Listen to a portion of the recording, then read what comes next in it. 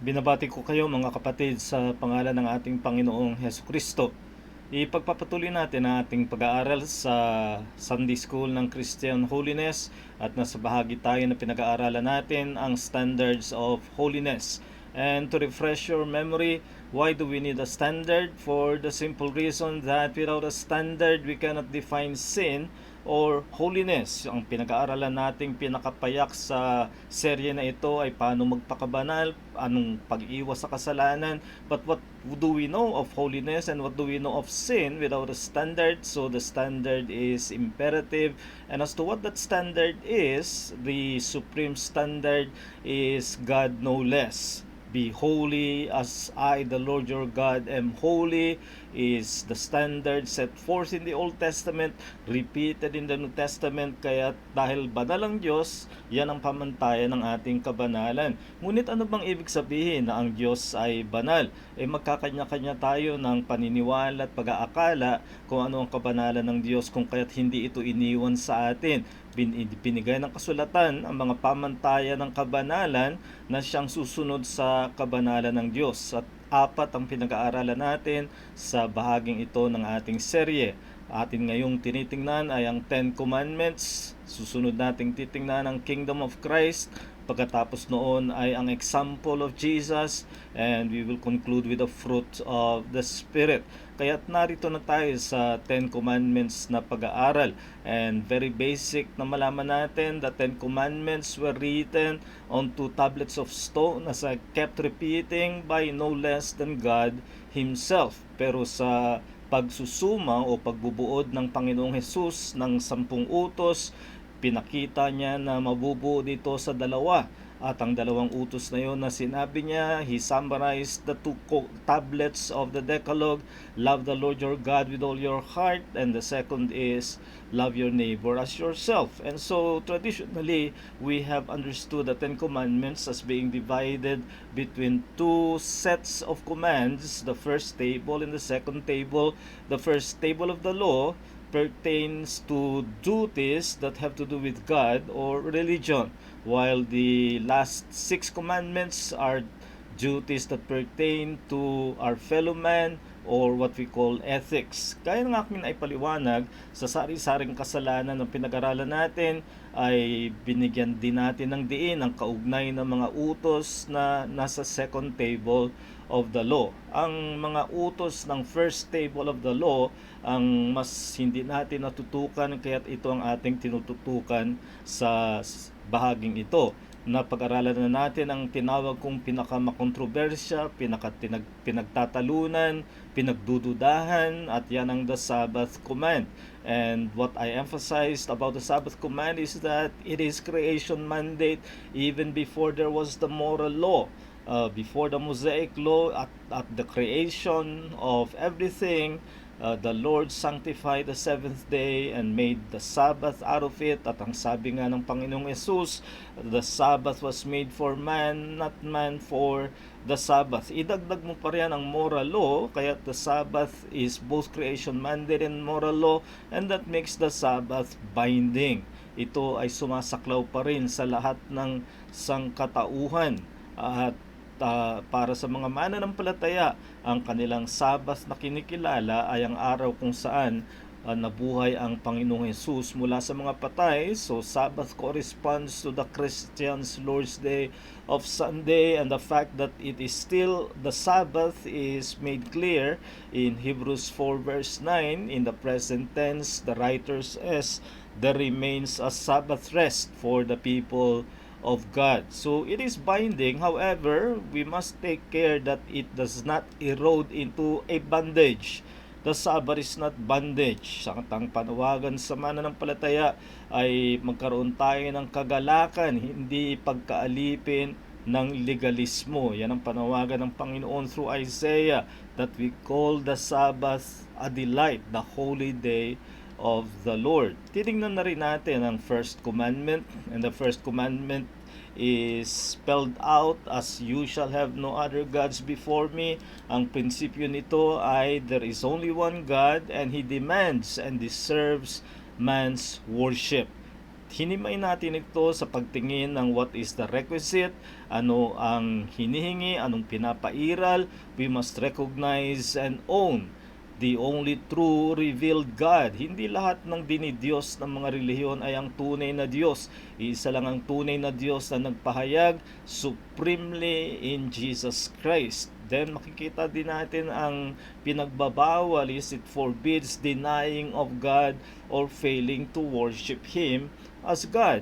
At kasama na rin ang atheism or a life of irreverence that does not worship God, at pinakita rin natin ang motibo couched in the language of before me, which tells us that every man stands before the very eyes of God. We cannot help it. Our posture is in front, frontally, in our standing before God. Hindi natin maiiwasan sapagkat tayo nilikha sa imahen o sa wangis ng Diyos. Ngayon ay titingnan natin ang second commandment. And in its full wording, we have that in Exodus 20, you shall not make for yourself an image in the form of anything in heaven above, or on the earth beneath, or in the waters below. You shall not bow down to them or worship them, for I, the Lord your God, am a jealous God, punishing the children for the sin of the parents to the third and fourth generation of those who hate me, but showing love to 1,000 generations of those who love me and keep my commandments. Gaya ng ginawa natin sa first commandment, ay titingnan natin ano ang sinabi ng mga Puritans tungkol dito, sapagkat sila ang nagbigay ng pinakamagandang pagbubuod sa bawat utos ng 10 utos. At patungkol sa second commandment, sa kanilang shorter catechism, question number 50, what is required in the second commandment? The answer, the second commandment requireth the receiving, observing, and keeping pure and entire all such religious worship and ordinances as God hath appointed in His Word. At yung kabila naman ito, anong pinagbabawal? Question number 51, what is forbidden in the second commandment? Answer, the second commandment forbiddeth the worshiping of God by images or any other way not appointed in His Word.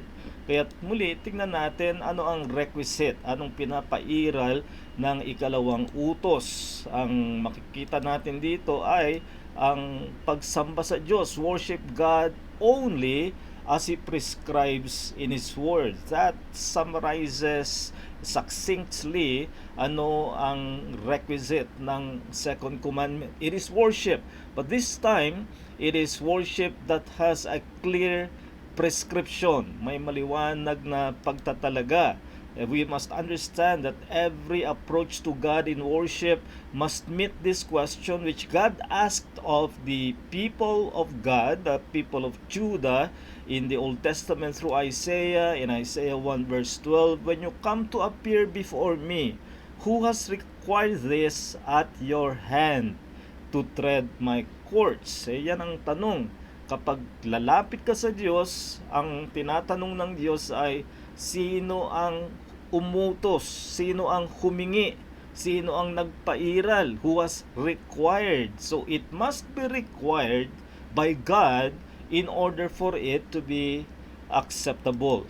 Kaya't maliwanag dito na God alone determines acceptable worship. Hindi pwedeng kung anong gusto mong gawin ay magagawa mo, sapagkat mayroong tinakda ang Diyos ng katanggap-tanggap na pagsamba. Nang ang bayan ng Israel ay papasok na sa lupang pangako ng Kanaan, ito ang bilin sa kanila ng Diyos, lalo tungkol sa kanilang pagsamba. When the Lord your God cuts off from before you the nations which you go to dispossess, and you displace them and dwell in their land, take heed to yourself that you are not ensnared to follow them after they are destroyed from before you, and that you do not inquire after their gods, saying, how did this nation serve their God? I also will do likewise. Tinisip nila, gayahin natin kung paano nila sinamba ang kanilang mga Diyos, pero iuukol natin kay Yahweh. Pwede ba yon? Ang sabi ng Panginoon ay, You shall not worship the Lord your God in that way, for every abomination to the Lord which he hates they have done to their gods, for they burn even their sons and daughters in the fire to their gods. So, wag niyong gayahin. Pero ang tanong ay, paano natin ngayon sasambahin si Yahweh bilang bayan ng Diyos? Maliwanag ang prinsipyong sinabi sa huling talata, whatever I command you, be careful to observe it. You shall not add to it, nor take away from it. Kaya ang pagsamba ng mga tao ng Diyos ay hindi pagtulad sa iba na maari nagagandahan ka sa kanilang uri ng pagsamba, pero iniisip mo na iuukol ko naman sa tunay na Diyos. Katanggap-tanggap ba yun? Hindi katanggap-tanggap iyon. And this has become the catch basin motivation for many in their kind of worship, and it will not do. Yung sinasabing it is for the Lord, it does not justify any kind of worship. Hindi mo pwedeng sabihin ay para sa Panginoon naman ito, para bang walang magawa ang Panginoon kundi tanggapin dahil para sa Kanya. Hindi ganoon, kundi ikaw ang dapat humingi ng paraan na pinaiiral ng Diyos. So when the requisite is understood as worship God only as He prescribes in His Word, then we must understand that why is this the case? Because worship is different from every other activity. Hindi ito katulad ng fellowship, ng ating evangelism, na nakikipag-ugnayan tayo sa mga kapwa-tao natin, sa mga kapatid natin. Pero iba kapag ikaw ay nakikipag-ugnayan na sa Diyos, nasa taas siya. Siya ay nasa pangwalang hanggan, tayo'y mababa, tayo ay limitado, kaya siya ang nararapat na magsabi kung paano sasambahin. Kaya makikita natin na God must Himself set the agenda for worship. We have no right to set the agenda for God. It is God who has summoned us, and it is God who will give us what we may call the protocol of worship. Paano tayo tatanggapin sa paraan na Kanyang itinakda. Halimbawa na lamang ay sa tabernacle. Ang tabernakulo, bawat bahagi niyan ay resulta ng pagsunod sa utos ng Diyos. Halimbawa kaya may mga nagtatayo ng tabernakulo na nag-isip, mas maganda siguro kung ganitong kulay, o mas maganda kung ibahin natin ang sukat, mas angkop sa sense of art, at maaring mag-isip sila ng mga ganun, ngunit hindi ito pinayagan ng Diyos. Bawat bahagi, pati kulay at sukat, ay resulta ng ipinag-utos ng Diyos. Kaya't nang matapos na ang tabernakulo, ang sabi sa Exodus ay, so the sons of Israel did all the work according to all that the Lord had commanded Moses. And Moses examined all the work, and behold, they had done it just as the Lord had commanded this they had done. So Moses blessed them. Kaya ang kakaiba sa tabernacle, of course, there are more beautiful structures than the tabernacle during that period. But what sets apart the tabernacle is that every part of it is the result of the command of Yahweh. Hindi pwedeng mag-imbento at mag-introduce ng anumang bagay na hindi ayon sa utos ng Panginoon. Kung ang tabernacle ang place and medium of worship, the venue of God's name for the Israelites in the wilderness, that becomes paradigmatic for all kinds of approach to God. Everything must be the result of obeying the command of the Lord. Kaya makikita natin kung anong pinagbabawal dito. What is forbidden in the second commandment? Well, sinabi sa Shorter Catechism, worshiping with images. And we must add, with any methods not commanded. Pagdating sa images, there is no place for images in the act of worship. Ito ang kabilin-bilinan ng Panginoon sa mga Israelita. In Deuteronomy 4 verse 12, then the Lord spoke to you from the midst of the fire. You heard the sound of words, but you saw no form, only a voice.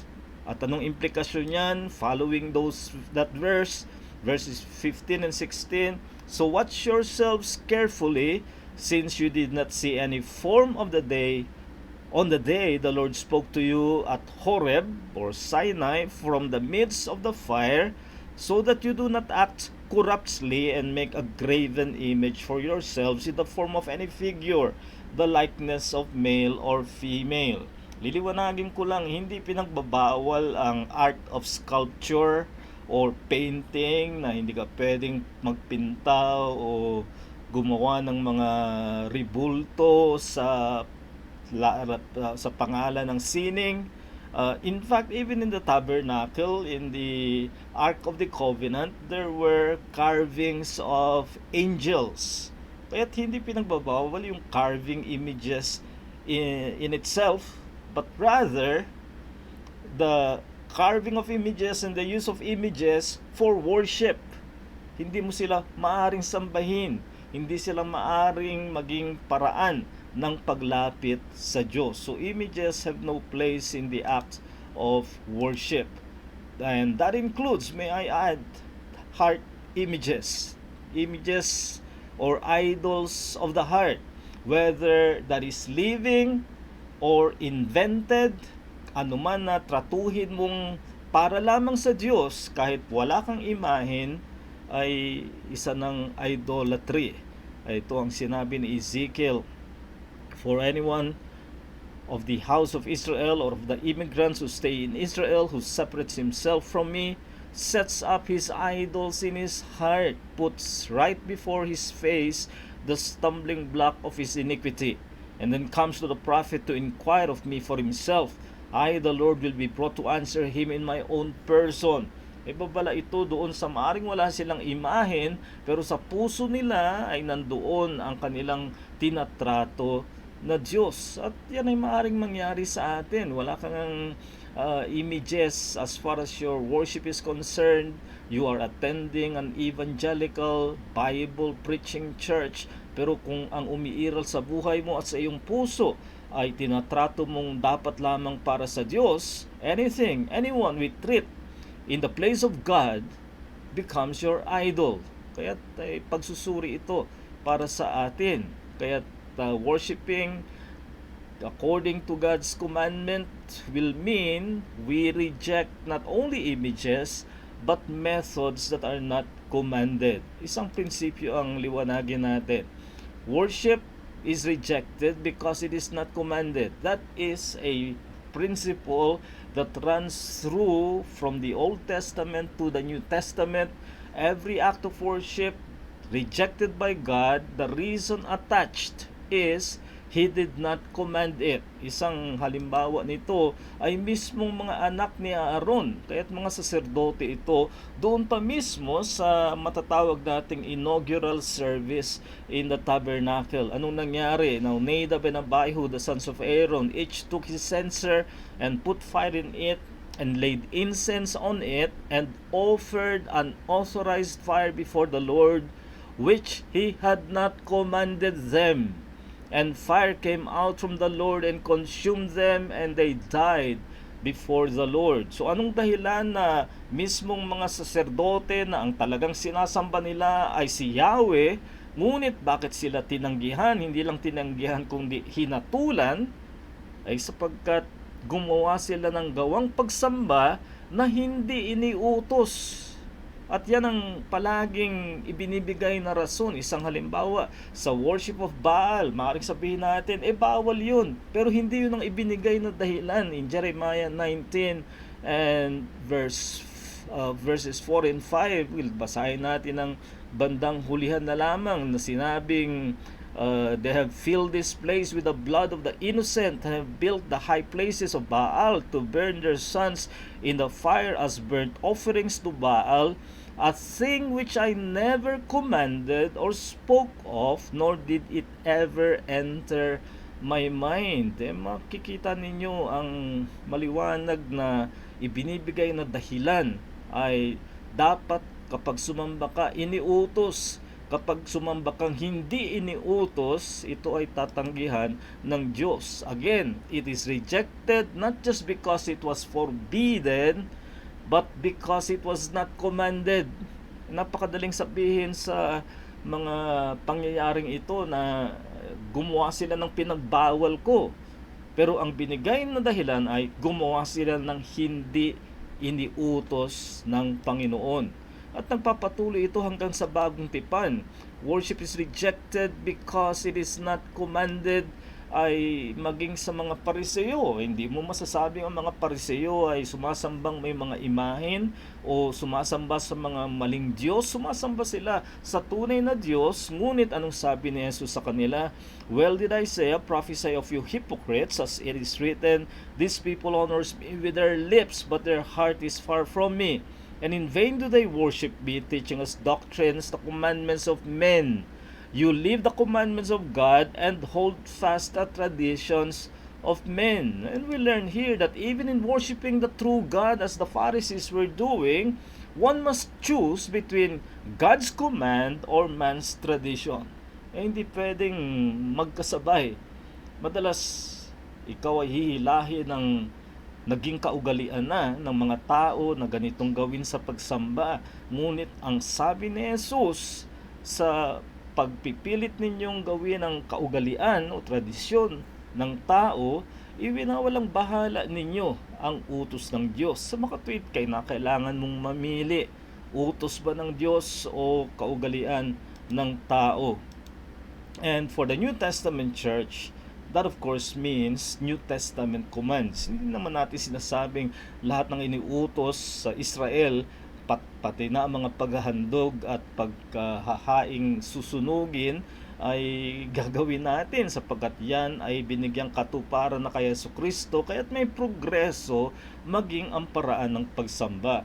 Pagdating sa bagong tipan para sa iglesia, pareho pa rin ang prinsipyo kung anong iniutos. Pero ang pinagkukunan na natin ng utos para sa iglesia ay ang bagong tipan. Itong niliwanag ni Pablo sa 2 Corinthians 3 na hinambing niya ang New Covenant doon sa Old Covenant na siya pa rin kinikilusan ng mga Israelitang hindi nakakilala o ayaw kumilala kay Jesus. At ang sinabi ni Pablo, now the Lord is the Spirit, and where the Spirit of the Lord is, there is freedom. And we all who with unveiled faces contemplate the Lord's glory are being transformed into His image with ever-increasing glory, which comes from the Lord, who is the Spirit. So in other words, it is no longer rituals that define the worship of the people of God. Even though rituals were commanded in the Old Testament, that is no longer so in the New Testament. Here in the New Testament, it is the fulfillment of Christ that is the central focus, and it is made real by the presence of the Holy Spirit. Hindi na yung mga ritual ng lumang tipan. Tayo ngayon ay nasa bagong tipan. Kaya yan ang pinagbabawal, at dahil dito makikita natin kung bakit ang tinatawag nating Reformed worship is committed to the regulative principle. Ano ang regulative principle? Ikumpara natin ang regulative principle sa mas nakakarami na sinusunod ngayon. The regulative principle as espoused in the Reformed confessions and practiced by the Puritans, true worship is only what is commanded. Anything not commanded is considered false worship. Whereas the Anglican view, which is the current prevailing view in many evangelicals today, makikita nyo na true worship for them is what is commanded plus anything not expressly forbidden. So para sa kanila, ang maling pagsamba lang ay kapag ginawa ang pinagbawal. Pero kung hindi naman pinagbawal, wala namang sinabi sa Biblia o sa bagong tipan na huwag magsayaw sa pagsamba ng iglesia o huwag magdrama o iba pang mga bagay, ay inakala nilang pwedeng gawin dahil walang maliwanag na pagbabawal. Mangyayari niyan kahit ano pwedeng gawin basta't hindi mo makitang pinagbawal. Ngunit nilimitahan ng Diyos sapagkat alam niya na ang puso ng tao sa kanyang harap ay mag-iimbento ng kung ano-anong bagay na hindi niya tatanggapin, kaya't nilimitahan niya na ang uri ng pagsamba sa kanya ay kung ano lamang ang kanyang iniutos. Kaya't itong sinabi, ni John Calvin. All modes of worship devised contrary to his commands. He not only repudiates as void, but distinctly condemns. Strong words, perhaps offensive to many, but that is how Reformed worship safeguards the acceptability of worship, is to make sure that we only worship God as He has commanded. Yan ang dapat nating tandaan. Hindi natin sinasabi na ang buong pagsamba ng ibang evangelicals ay walang saysay at hindi tinatanggap ng Diyos. Kundi yung mga ginagawa nila na hindi naman iniutos, nagsasayang sila ng panahon. Bukod pa sa ito'y hindi tinatanggap ng Diyos, ay nawawalang lalo sa dapat na uri ng pagsamba. So, do not yield to the so-called seeker-sensitive worship. Tinatanong ngayon, anong gusto ng mga tao, ibigay natin sa kanila para mas dumami tayo, para mas maging masigla at masaya ang pagsamba. Ang kagustuhan ng tao ang umiiral ngayon sa mga panambahan. Whereas, according to Jesus, John 4:23, the Father seeks those who will worship Him. Who is the seeker? Not the worshipers. God is the seeker. And because God is the seeker, we must worship Him as He has sought according to His Word. That is why our worship is regulative principle. It is dependent upon the presence of the Holy Spirit.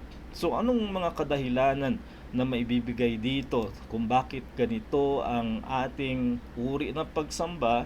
Is to honor God's prerogative and to exercise zeal for His name. Ito ang question 52 ng Shorter Catechism. What are the reasons annexed to the second commandment? Answer: the reasons annexed to the second commandment are God's sovereignty over us, His propriety in us, and the zeal He hath to His own worship. Noong pagka-soberano ng Diyos, siyang nagmamay-ari sa atin at siya ay may sigasig o paninibugho para sa kanyang pagsamba. So, God's sovereign prerogative must elicit willing submission in us. Kung sa pagsamba pa lang, ang pairalin mo ay ang gusto mo, yan ang magiging tema ng buong buhay mo. Ang gusto mo ang pairalin, kung sa mismong pagsamba, hindi mo maipairal ang gusto ng Diyos. Kaya para sa atin, we must have a reciprocal zeal for the worship of God. God has zeal for His own worship. Let us match that, or we can never match it. Rather, let us reciprocate it with zeal for the worship of our God. Ang sabi sa isang event ng cleansing of the temple by Jesus, zeal for your house will consume me. It is a consuming zeal, a consuming occupation that we do that which pleases God in the act of worship. And remember, the second commandment, the only commandment of the 10, warns of visiting sin generationally. I will visit their iniquity, God warns, to the third and fourth generation. God is so displeased with false worship, unacceptable worship, that it can have lasting consequences. Kaya ang dapat nating tandaan dito, mga kapatid, the regulative principle that worship which only follows what God has commanded will be simple. It will be direct. It is for God. And then it is centered on the preached word. Kung kaya sa panambahang tunay na sumusunod sa salita ng Diyos, ang inihintay natin ay mangusap sa atin ng Diyos. Hindi tayong nagpapasunod sa Diyos. Hinihintay nating mangusap siya sa atin na karaniwang sa paraan ng pangangaral ng kanyang salita. At sa ganyan ay mananatili tayong umaasa na ang Diyos ay magsugo ng kanyang espiritu upang ang presensya niya ang magbigay ng tunay na buhay sa ating panambahan. Kaya sa bawat pagtitipon natin, ito ang ating hangarin na kasihan tayo ng Diyos, ng kanyang presensya, at and a true worshiper must seek to delight in God and find the word prescribed worship reverent. A person who comes to church or to the gathered worship with his own agenda, he will not delight in God, and that is why he will seek ways and invented means to make the worship happy and lively, instead of waiting upon God, what the Word of God is for him and for his people in that gathered worship. Tandaan natin ang nais ng Diyos sa bawat panambahan. Therefore, since we are receiving a kingdom that cannot be shaken, let us be thankful and so worship God acceptably with reverence and awe, for our God is a consuming fire. Hindi ito pananakot na para kang hahatulan ng Diyos.